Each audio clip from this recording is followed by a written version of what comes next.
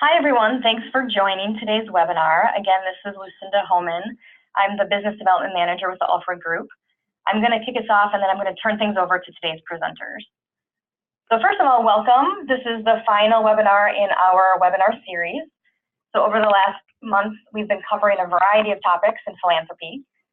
Recordings of those, the previous webinars and today's webinar are all going to be posted on our website.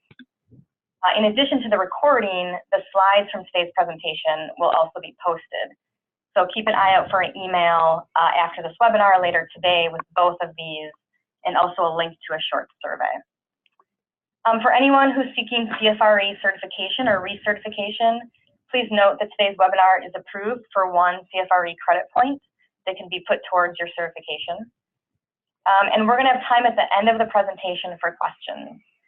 So at any time during today's webinar, if you have a question, simply type it into the Q&A icon. You can find that in the upper left-hand corner of your screen. That's going to open a window. You can just chat your question there, and that'll just go to the panelists, and we'll answer as many as we can at the end of today's presentation. And then lastly, we invite you to join us on Twitter. So we will be live tweeting throughout today's webinar using the hashtag NPOstrength, which is here on your screen. So please join us on Twitter, and we hope to have you engage in the conversation there as well. So with that, I'm going to turn things over to today's presenters, and Karen, I'll hand it over to you.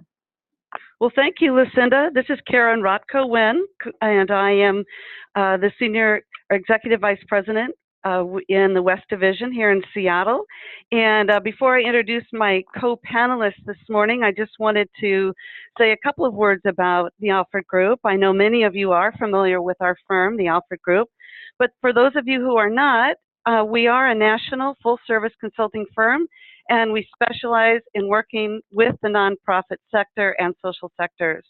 We're in the business to help nonprofits become stronger, and primarily our services are around feasibility studies, capital campaigns, management, organizational governance, major gifts, corporate partnerships, and data analytics, plus additional things as well. So I'm very delighted to be here with you this morning. Thank you so much for joining us. We're very excited to talk about this topic. It's a topic that's near and dear to all of our hearts, and it's something that's a lot of fun when it comes to raising money, is how we recognize our donors. So before we start, I am so delighted and happy to introduce my co-presenters, Amy Hines, who is actually in New York. She's a Senior Vice President with the Alford Group and a wonderful colleague that I've had the pleasure of working with over the last several years. She has a lot of experience in this area and many others. And also joining us is Kathy Alm. She's Chief Executive Officer of the Professional Association of Therapeutic Horsemanship International. The abbreviation is PATH International.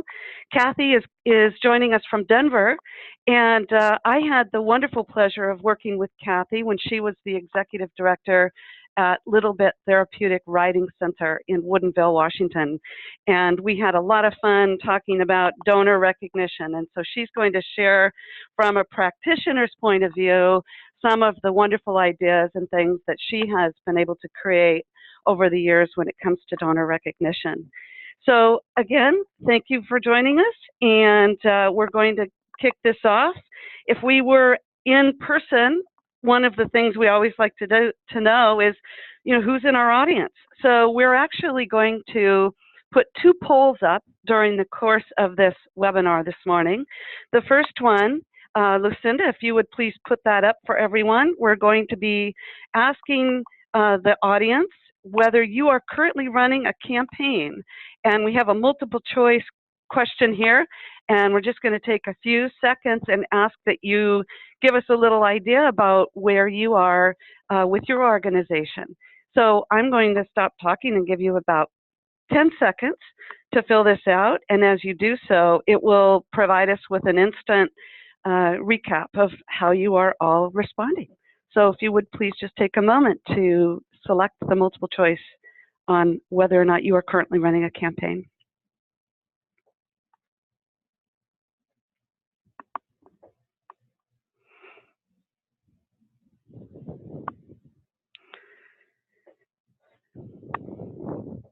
So Karen, Lucinda, you might want to, advance slide. Advance slide. Okay, thank you. You're welcome. Yeah, I still see a little bit of movement, maybe just like 5 more seconds. Okay. Almost everyone has had a chance to respond. We're at about 85% of everybody on the line.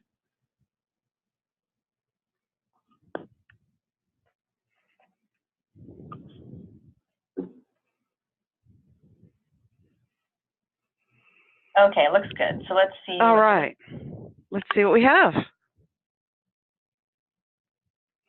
So this is really interesting. So the greatest percentage of 42% are currently running a campaign. That's really fantastic. And then there are 14% of you who are planning to start a campaign in the next 6 months, and another 14 that are considering it sometime in the next year, and 31% are not planning a campaign at this time. So that's really great. Thank you all so much for providing us with that little recap, and it's fun for you to also see where we are with that.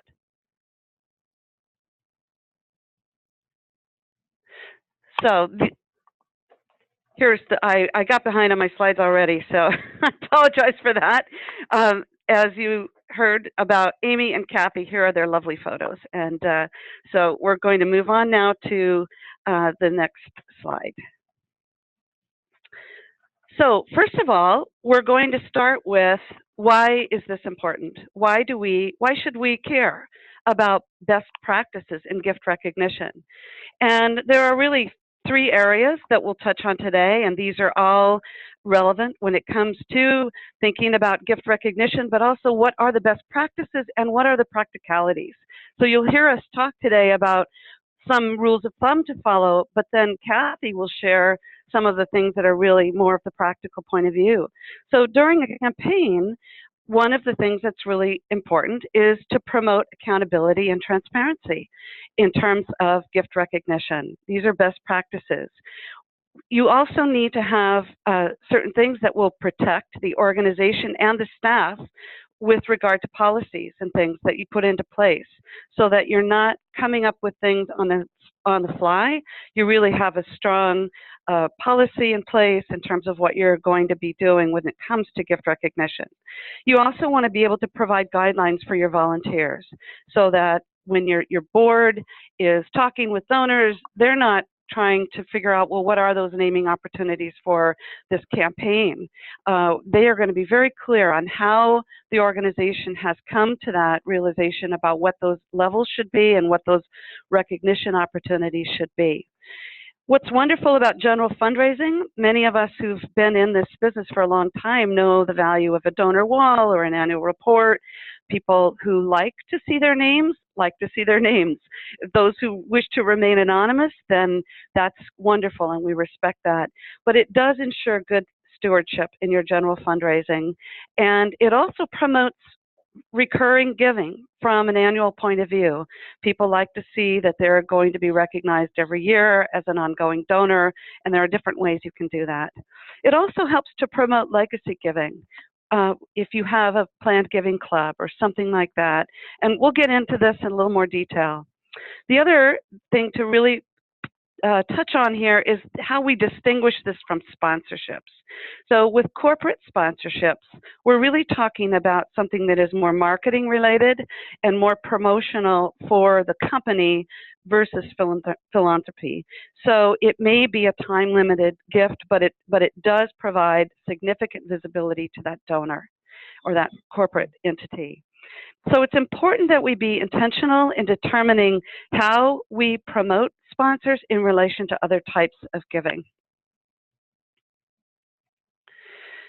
So next, what we're going to talk about is what? What is it that, what is the donor recognition, and what does it mean to your organization and to your donors? What does it look like? We have a little, there we go. I love this. This is actually a donor wall with a client that I worked with over the last few years, the Blood Bank of Alaska, and they came up with a really beautiful donor recognition wall in their lobby. And this family is the co-chair's family, so I have special love for this photo.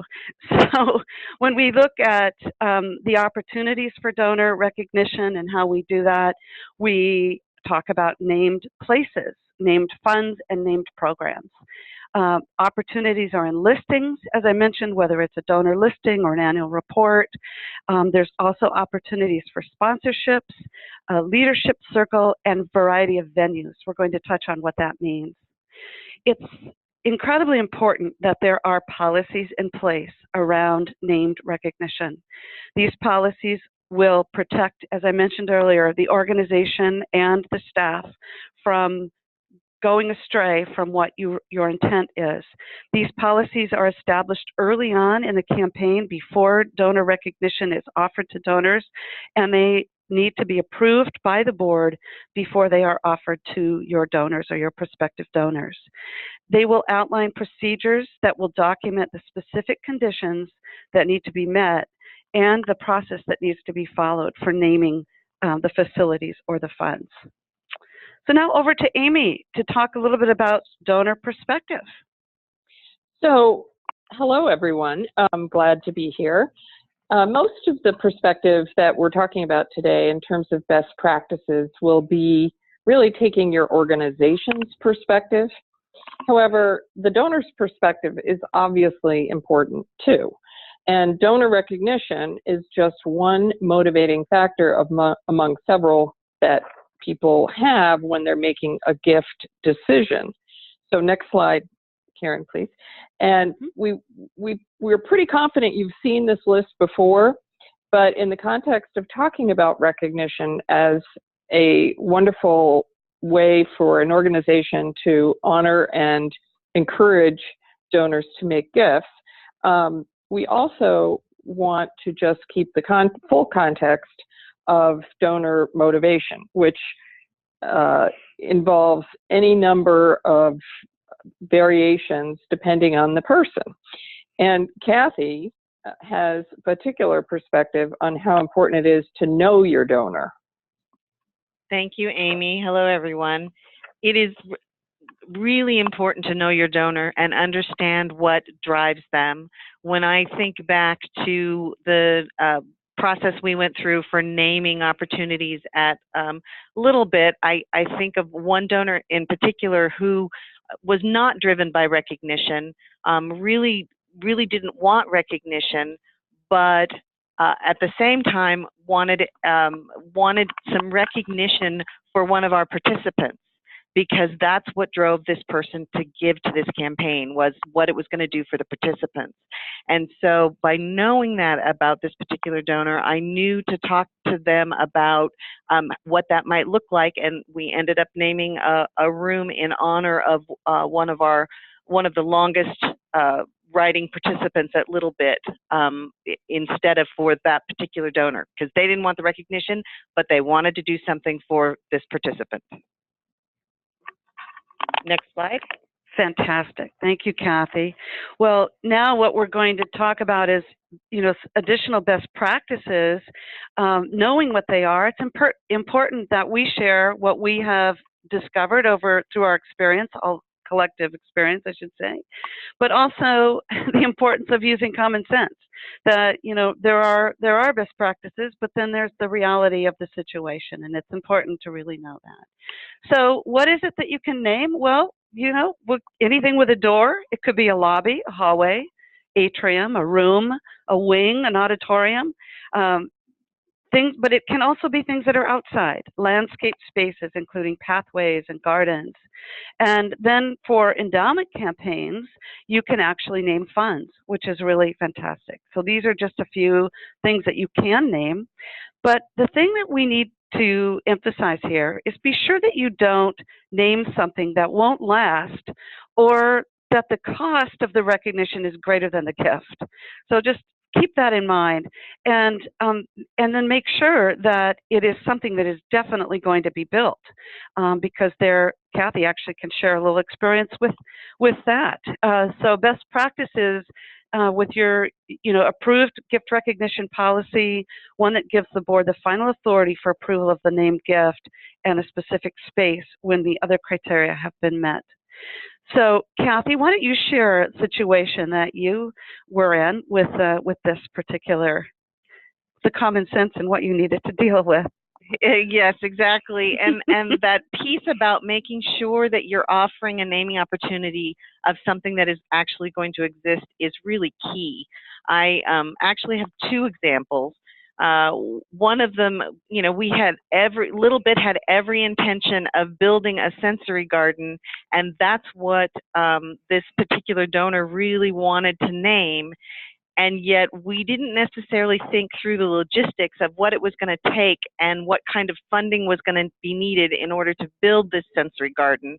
And so it unfortunately took years after the campaign was over and the rest of the building was built before we actually got that sensory garden. And I remember very distinctly going to the staff at one point and saying, okay, I'm sorry, we need to at least put a sign up with this donor's name and the start of a sensory garden, even if we haven't yet designed the full sensory garden.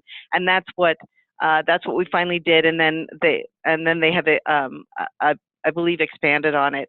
But I also have an example of a naming opportunity that was provided that has never come to fruition, and that was we had hopes of there being pasture at this new facility, and that was something that was snapped right up by a donor because they were very excited about pasture for the horse.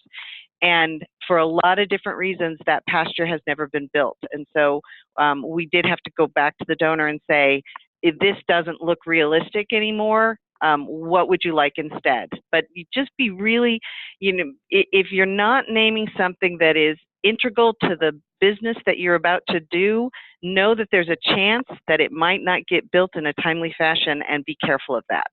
Good point. Next slide, Kathy, please. there we go. Mm-hmm. The next slide is to talk about signage and what it can look like, and how you might honor people with signage. One of the key things that I found is to do your homework. Go and especially if you're in a campaign, honestly, the last thing most people want to do is take a half day out of the office and go look at other people's signage. Or at least I remember that's how I felt, because it's like there's all these other really important things to be doing. But it is really critical. That's really the only way you can see how signage does or doesn't work, and how it will fit with your particular building and with your particular culture. And I will be right up front that we stole a lot of these ideas from the Kindring Center. We looked at, I think we looked at 4 different places, but really, really liked the concept that the Kindring Center had used. That's in also on the east side, outside of Seattle. But by going and doing the research, we got a really good feel for it. And then the important thing is to go to bid. Not only to get the best price, but also to get the best person to work with. This is setting the tone for your building. What this signage looks like, it has a functional purpose, and it also has an aesthetic purpose, and it sets the tone. So you want to make sure that whoever you're working with on your signage, you can work with, and that they've got a good reputation, and they deliver what they say they're going to deliver, and they deliver on time. So what we ended up doing, and I will say that I am a proponent of this, is separating out. We had one type of signage to name the room or the space, and then we had another type of signage to name the function of that room. That way, it made it really consistent. You knew, okay, this is the name of the room because it's, as you see in front of you, Little Bit Therapeutic Writing Center, Dunmire Stables. And then you can kind of see Wheaton Family Helmet Room. Again, that's the name. And then if you look to the very edge of this slide, we used plaques for the function of the room. So that plaque says, not that you can read it, but that plaque says helmet room. So again, it's too often an afterthought, I think, is the signage, but remember that it really not only sets the tone for anybody coming into that building from then on, but it sets the tone for your donors. It makes them feel whether you took time and energy and whether they really were, their gift really was appreciated. Next slide. Great. So this is Amy. We really do want to emphasize that our approach to guiding you about donor recognition comes down in the end to having good common sense. And I've noticed some of you are asking questions about naming and other kinds of recognition for programs, as well as the funds that we've mentioned earlier. And we are going to talk a little bit about some best practices as relates to that. But first, we're going to spend a little bit of time on a deeper dive on naming facilities. So hold on, we're coming to you. Next slide. So what are we talking about when it comes to the naming of buildings? The biggest question we often get is, what should it cost to name the entire building? And usually this is in the context of a campaign. And we like to encourage the value of naming for an entire building to be at the level of 50% of the project cost, plus an additional amount to establish a 10% endowment, an endowment that will generate enough to cover costs associated with the building.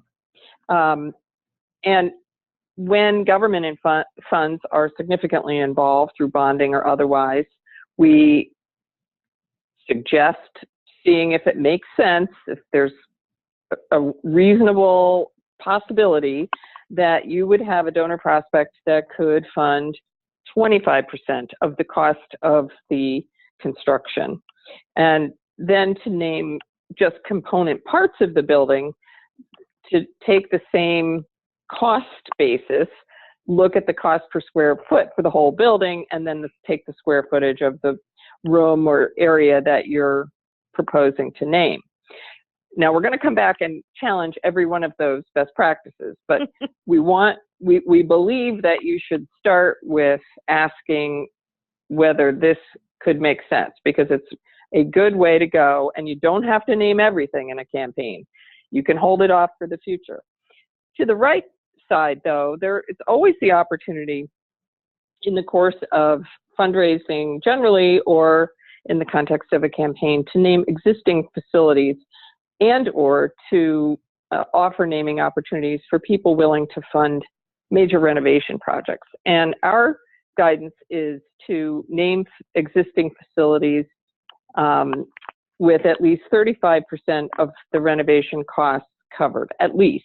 100% is better, because you can be talking about the opportunity to renovate a historic building or a historic room or something that is a portion of a building, and reasonably be looking for people who can fund the entire project. To name an existing structure that has no related construction, so it's just, here is this giving opportunity and a naming opportunity that hasn't yet been taken, we recommend thinking in terms of at least 35% of the replacement value of that building. Kathy, yes. Thoughts on that? Because yes. I think you had a good example of the exception. I did. This is a great place to start. It's always great to have a rule of thumb. And however, you also need to look at the value of the gift to the organization. And there's lots of different things to look at with that, with regard to what level of gifts you can expect, and what it does for the organization to move the campaign or the facility forward. So in our case, at Little Bit, we gave the right to name the entire property, Dunmire Stables, to the donors that gave us $3 million in order to buy the property. So that was not 50% of the construction cost. I mean, it was getting up there, but if they hadn't given that gift, we wouldn't have been able to purchase that property. And so the value to us was the value of naming the entire property for them. Next slide. Okay, so this is Karen. In summary, then what we want to do in terms of best practices is consider benchmarking by cost, by the funds needed, and by the qualitative value and appeal of what is to be named.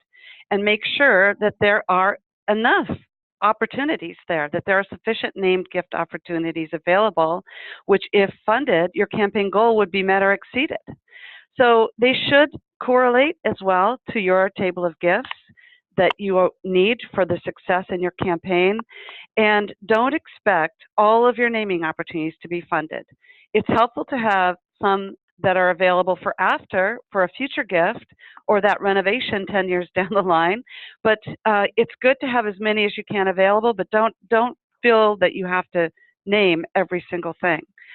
This next slide actually illustrates kind of a process that we've gone through with our clients that are in capital campaigns and thinking about how they might name an opportunity. So this is an example that that Amy has worked with, and so I'm just going to share with you how I actually have done this with some volunteers, and it's a lot of fun.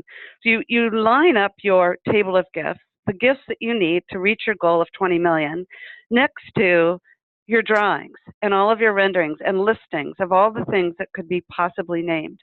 And one of the fun things you can do is actually get your volunteers and board engaged and staff in valuing what they think something is the highest, or something that might not be a really high level to name.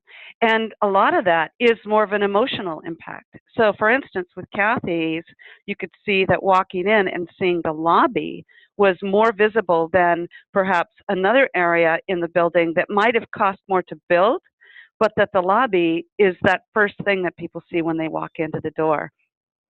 So in this example from the client that Amy worked with, the Wellness and Adoption Center for the Humane Society was a $10 million, it was half the goal to name the center. And then the others were areas that are very visible and very specific to the mission of the organization. And those got rated at those highest levels. So, you know, we see that we want to have 3 gifts of $1 million and a gift of $1.5 million and a gift of $4 million to meet our goal. So you can see how nicely that correlates with that top level on the right. And then all of the other things have been rated by volunteers and staff to say, okay, these are things that we believe are really valuable. They do cost more. It costs more to build the lab, but it's also a very attractive naming opportunity. So I guess what I'm trying to say is there's a science and there's an art to this, that there are quantitative things that you can look at, but there's also just that quality and that emotional impact that an area will have that makes it a more attractive and more valuable naming opportunity that you can include in your campaign.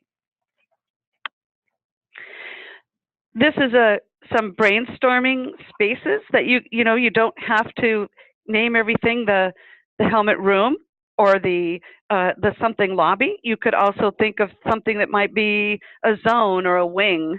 So this is just a brainstorm of other kinds of things to think about so that everything isn't named a room if it doesn't need to be. And I don't need to read these, but you can see the variety of choices, and I'm sure you can come up with twice as many of these yourselves based on your mission and your organization and the kind of constituency that you serve. Kathy, I'm going to turn it back to you for your practical experience on the naming opportunities. Thank you, Karen. And as we've been saying, we've been kind of painting a picture of some of the things that you should consider when setting levels for your naming opportunities and when determining who can get such naming opportunities. And they are just suggested guidelines, because the reality is this qualitative value of naming opportunity becomes very important. You need to benchmark against fundraising goals and the actual cost first, but the reality is qualitative value, what's the value to the donor?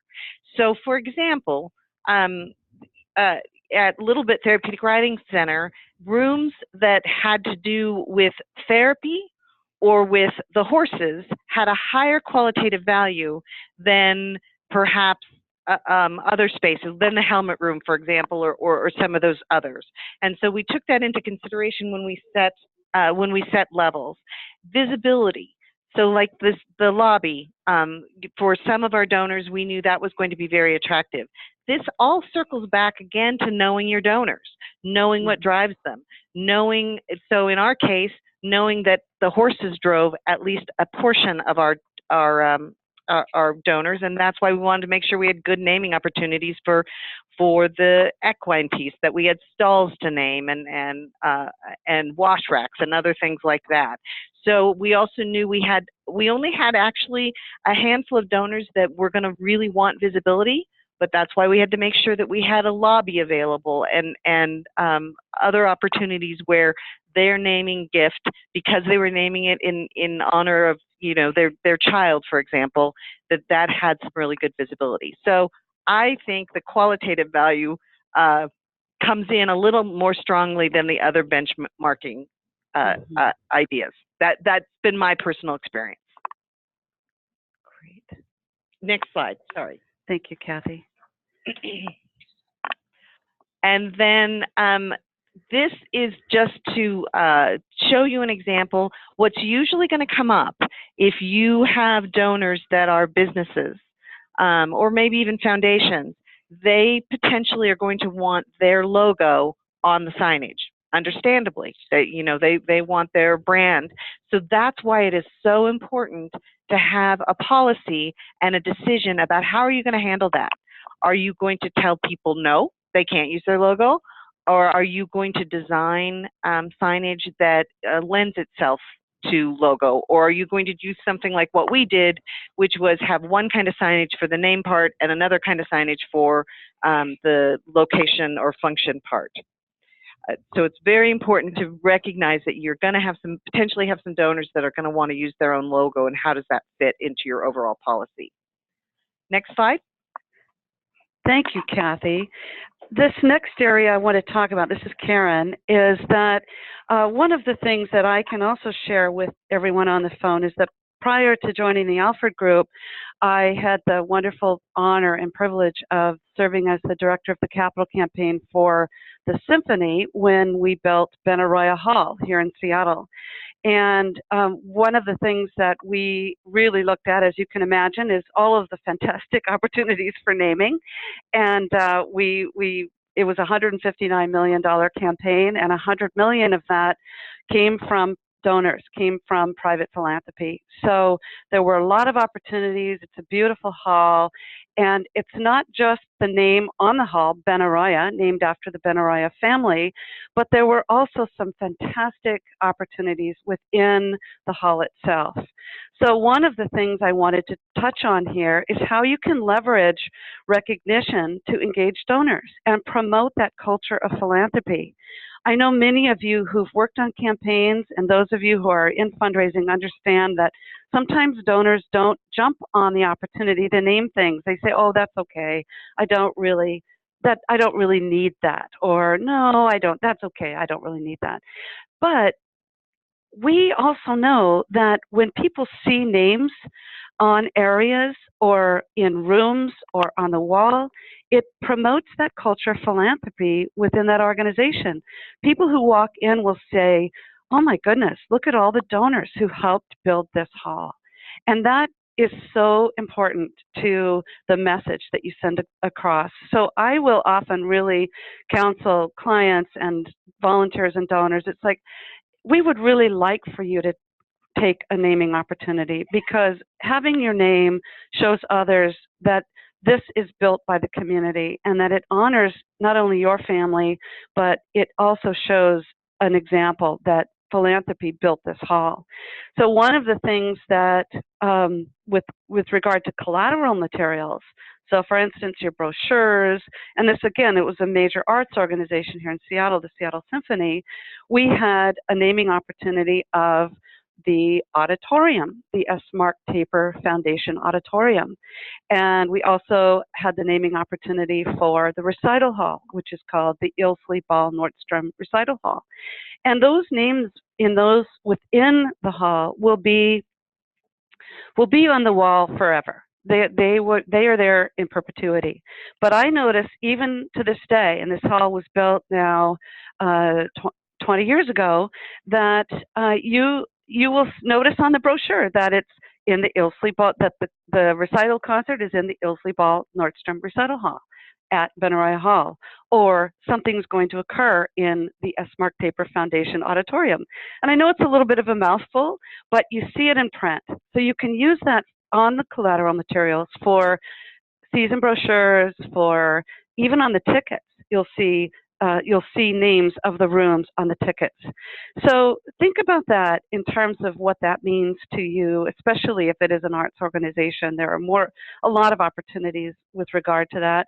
But even as you're holding events in a conference room and you refer to the name of that donor in that conference room every time you send a meeting notice out. So think about that and include how you will include donors in that way. And then the other thing is the significant donor wall at a facility entrance is a wonderful way to also highlight everyone who's given at all of the different levels.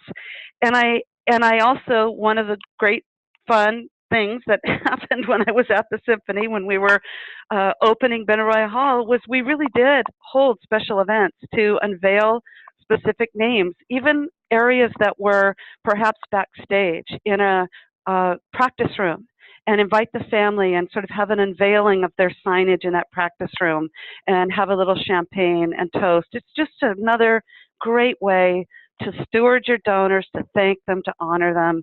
And I just really encourage you to think of that. Kathy, you want to share about your beautiful sign here? Yeah, so this is a honor roll recognition sign that is in the lobby of a little bit. And this is something that can be either for a capital campaign in a building, or it can be for your annual, your major, another kind of fund, whether it's an endowment fund, or it even could be for your annual. What you need to keep in mind, and I love this signage, but what you need to keep in mind is that there's room for it to grow. So as you can see a little bit, we tried to leave some space in some of the areas to be able to add names later, because we had opened the building, we ended up doing it in phases, and we were still raising money. So when you think about your honor roll recognition, if it's going to be a hard and fast sign, leave room to add people. Otherwise, get creative with your signage people about signs that can be more easily changed so that you can add people down the road. Great. Next slide.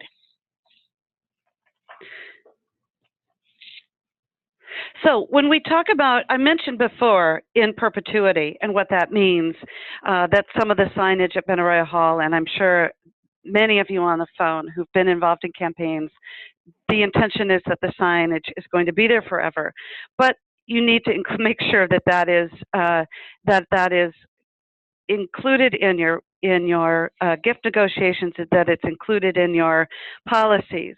So again, this is just really important that you manage expectations and that you establish the agreements and the rationale in writing.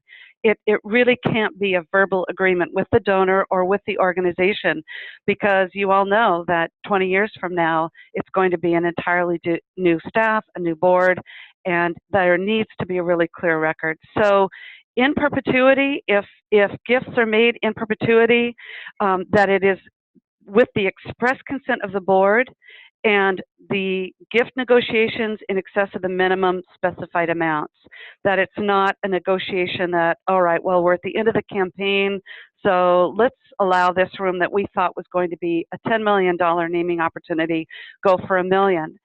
it's better that you hold that for the next campaign than to jump down at that level, especially if it's going to be there forever, because I promise you, you'll do another campaign in 10 years and you're going to need more naming opportunities. So another best practice is that the length of the naming opportunity for a building should be a minimum of 25 years. You think about the expected life of that building and before it's going to need a major renovation or you know, the relevance of that particular structure. Will that be around after 25 years? Also, make sure that you have a gift agreement form that specifies the responsibility of the donor and makes it very, very clear that the board's authority and gives the donor a chance to request perpetual recognition in some form beyond the life of a building. And that's part of the negotiation with the donor, but just make sure that those things are in writing. And another thing that we want to mention that we've talked about is you may come into a situation where there's signage that had been there 20 or even 30 years ago, and think of ways that you can honor those prior donors where there was no agreement that you can find in any record. It's up to us to still think of those families and the stewardship that we can provide in perpetuity. If a building is being rebuilt, or if it has been sold to another owner, or if the lease ran out with an organization, what happens to all the signage from that campaign that happened 30 years ago? If it needs to come down because it's a new building, isn't there a way that we can think of that where we can have a sign somewhere in there that honors the people that made possible that first renovation? So think about that as well. And that's exactly what happened, the situation at Little Bit, because there had been an initial capital campaign with an initial building with signage named opportunities around that building. And so there was nothing in writing. There was no agreement on with those donors in particular, but we know that those donors gave generously in order to make that first building happen. And so we created a big sign that honored every one of those donors, and it is permanently at Little Bit, the new Little Bit Therapeutic Writing Center, so that those donors were honored. And some donors had purchased, this was not for a capital campaign, but this was an annual fund. They had purchased little plaques to go in the bricks. And so all of those bricks and plaques were removed and installed in the new memorial garden, again, just to honor those donors and the fact that they gave to keep this organization going. And my last example is here at Path International. When temporarily restricted funds have been created in somebody's name, there's an agreement in writing about how long that fund is going to last, how much of that fund can be used, and for example, one of the funds, if it falls below $10,000, it can be combined with another fund or dispersed for its purpose if it's no longer generating ongoing gifts. Excellent. Next slide. Thank you, Kathy. So many of you are actually not in campaign or not thinking about a campaign at the moment and are asking about how you can use funds and programs in particular as potential giving opportunities and potential naming opportunities. So we want to talk a little bit about that. Obviously, some of this depends on an organization's size, its mission, and its actual capacity to manage funds and track how accounting for different kinds of programs is stacking up against funds available and things like that. So we again have to give you rules of thumb. But one of the most important things for an organization offering named programs or named funds through the vehicle of an endowment is that you have both an investment policy for how your funds are actually being invested through an investment manager, and that one exists and there's an investment committee and they have a policy that can be shared with a potential donor, as well as a spending policy. Are you spending 3%? Are you spending 4%, 5%? What is the spending policy in place to ensure that the promises made to donors through these endowment funds can be realized. So again, in writing the gift agreement letter with a donor could attach your spending policies. Your gift agreements would also, pointing out later on this slide, determine if there should be a time-specific period for the named fund or named program based on whether it was in fact funding 100% of that program. If it's generating restricted funds, is it covering all of those costs plus a hedge against future inflation that would ensure that in perpetuity makes sense, but you still need a gift agreement, as Kathy mentioned, that gives the organization the opportunity to determine that a program that's funded is no longer relevant and needs to become some other kind of mission-related activity, and the gift agreement spells out how that would happen, so the donor is not surprised. For funds, for named funds, we talk about having a minimum amount that is required before an organization takes on the responsibility of naming a fund. We typically suggest around $50,000 because that allows for management fees and the actual work involved in tracking the named fund so that you can report back to the donor. If it gets too much smaller than that, you're asking your finance staff to do a lot of work around a very small amount of actual income from their funds. So I'm sure there are other questions about this, but we wanted to be sure to address this, knowing that these opportunities can be made available on an ongoing basis outside of a campaign, but also need to follow the guideline of having written policies in place that the board has signed off on.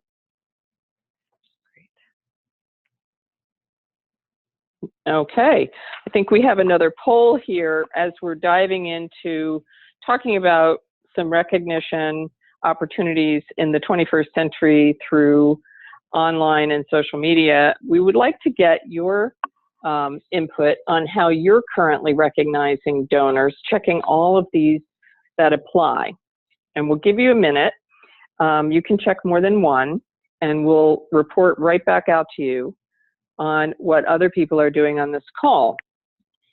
So there are about 120 of you on the call, and we'd love to hear from as many of you as possible. It will just take a second to check, and then we'll give you the countdown.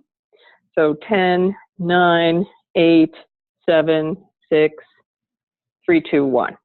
Lucinda, can we count them? Yes, we still have a few coming in, but let's take some time, let's end the poll, and let's share now. Yeah, I want to make sure we have a little bit of time for questions. So as you can see, over half of you, but not all of you, are using your website for recognition. Your annual report, good. There are very few clients who either have an annual report and don't list their donors, or don't have some kind of annual reporting to donors. Newsletters, 45%, social media, less than half, donor walls. Events is a great one for recognizing donors in front of their peers. Featuring them in a video is a great idea, and other ideas. So, and 1% of you are not recognizing donors at this time. So thank you, Lucinda. I'd like to show you, before we end, some examples from the field of how organizations are, in fact, using the web boldly going forward into the 21st century to recognize donors, despite whatever concerns some of you may have heard from your volunteers or board members. The Metropolitan Opera here, this is just taken right out of a page on their website, puts the name of every individual donor as well as foundations and sponsors under every promotion for their upcoming operas. Their annual report is also posted online listing all their patrons. Next slide. This is an example from Facebook, which I love. Northwestern University is actually using Facebook to announce a $100 million gift from one of its alums. So that is clearly a very exciting opportunity, and I'm sure brought this alumna, Roberta Buffett Elliott, a lot of joy from the people who were able to learn about her gift. Next slide. And engaging donors on Twitter. This is from the Field Museum in Chicago. Someone asked in the chat about, well, what can you name other than buildings and walls and funds and programs? Well, I thought this was hysterical. They're naming dinosaurs. And so every one of the enthusiasts, Suze is a dinosaur at the Field Museum, who tweets a screenshot of their completed donation will get a dinosaur name courtesy of me. So it's a little silly, but it was intended to create fun. This is obviously attracting young people and families as well. And finally, Instagram, which, on the next slide, which, as some of you know, is a photo sharing social media where you can put up one photograph and then generate response. Here, the staff at a shelter are thanking Subaru and its promotion to support Humane Society local shelters with a cause marketing kind of fundraising that they do all the time. So I thought that was really nice. Subaru, of course, as a company would appreciate that, and it gives you the opportunity to share with them what you've done to recognize them. Great. Okay, well, those are great examples. Thank you, Amy. So just going to summarize a few pitfalls at the end here, and then we're going to open it up for questions. Excited to give you a chance to ask whatever is on your mind. So here are a few pitfalls to avoid. And this is just a recap of what we've already talked about, but leaving the naming decisions up to staff. Don't do that. Make sure your volunteers and your board are involved and that it's board approved before you start to offer up those naming opportunities.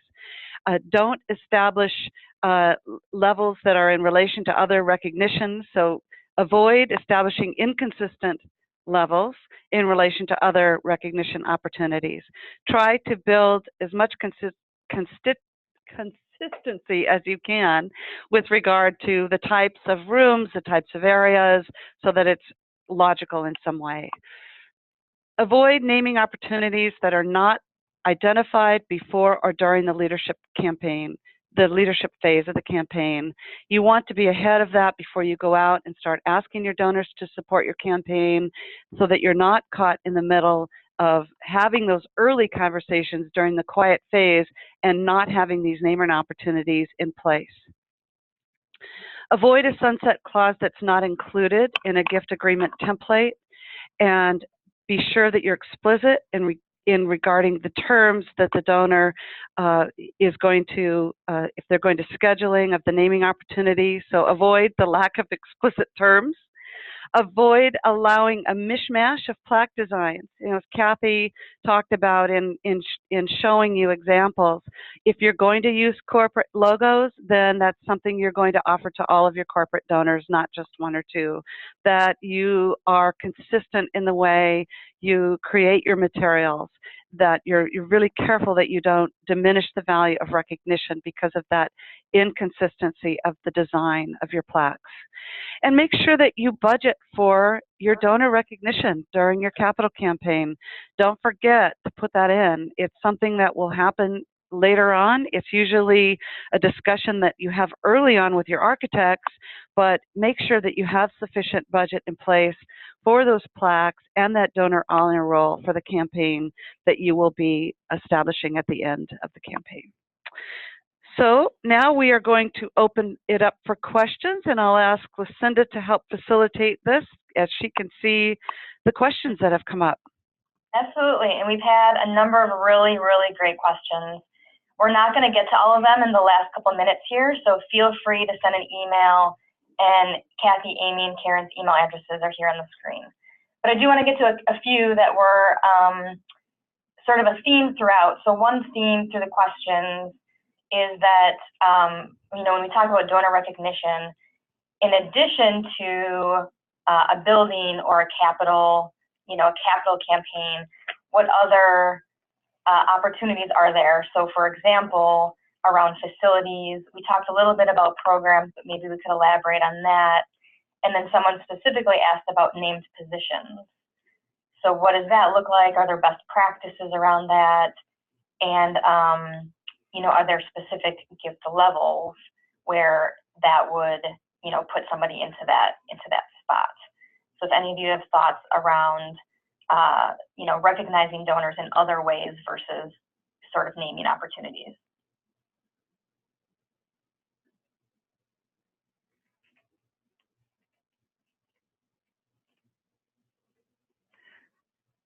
Amy or Kathy, you want to go ahead? Yeah, we didn't exactly work out who's going to answer what question, right? This is Kathy, and the basics of what we went over today applies to all the different kinds of donor recognition. And what I mean by that is you need to have policies in place. You need to have these conversations with your board and get board approval. You need to be consistent about how you're going to approach a naming opportunity or a donor recognition, so that you're not just naming this chair over here of a department because everybody really likes the person, but you don't actually have guidelines for how that is done, so that the next time somebody asks you about it, it's an inconsistent sort of response to it. So the baseline of what we've been talking about today applies to all of those different things. The other kinds of recognition are that I don't think we actually touched on today is leadership circles, recognizing people for the level of gift they gave, if to maybe your annual fund, or maybe it's a particular campaign, but calling them a leadership circle or something like that that says, these are the folks that are leading the charge to make sure this organization is on track financially. Amy or Karen? Well, that's great, Kathy. And I would just add the leadership circle is such a great example. You know, early on we talked about in how you're recognizing on an annual basis. And what that does is that once the donor joins that level of giving and there are benefits and there's recognition around it, they rarely want to leave that, because you've done such a great job of stewarding them and thanking them and engaging them throughout the year, that when it's time to renew their gift, they will typically stay in that level once they're there, because they've had a great experience. Great. So we have time, unfortunately, just for one more question, but this is a good one as well. And this question is about what role does the board have in this process? So we talked about engaging volunteers in the process, making sure that the decision is left up to staff. So where does that leave your board, and how engaged should they be? What role should they play? I'll start. This is Karen. They need to be incredibly involved and engaged in this process, because they are the ambassadors for the organization. They need to feel that they understand the rationale behind the naming and the recognition, and that they're completely on board. So it's not only the specifics that we touched on today with regard to approving policy, but it's also getting their buy-in and their engagement, if possible, in setting some of those policies and areas of recognition, but definitely that they are knowledgeable and that they're on board. So Kathy or Amy, is there anything that you'd like to add? I was just going to add, from a practical perspective, it's much like any initiative that you want board buy-in, because I agree that that's really critical. You know, you put together a small group of people that includes some board members and some volunteers, they come up with sort of an initial idea of what the naming looks like, and then take it to the board and have a nice, good discussion so there's buy-in on what that program ends up looking like. I think it's real important. Great. Great. Well, thank you guys. We are out of time, but thank you, Karen, Amy, and Kathy, for all of this wonderful information. If we weren't able to answer your question today, or if you have questions later after this webinar, please contact us. So we are ready to answer your questions and discuss how we can help assist you in your work. As I mentioned at the beginning, this is the final webinar in our webinar series. The recording of today's webinar and the recordings from the last 3 webinars will all be posted on our website, which is alford.com. And then lastly, just please keep an eye out for an email later today with a link to that full recording, the full slide deck, and just a very short survey for you to tell us how we did today. So thank you everyone for joining. We hope that you found this really useful, and we're ready to answer your questions. Send us an email. This concludes today's webinar, and we're now going to disconnect. Have a really, really great day. Thank you, everyone. Thank you very much.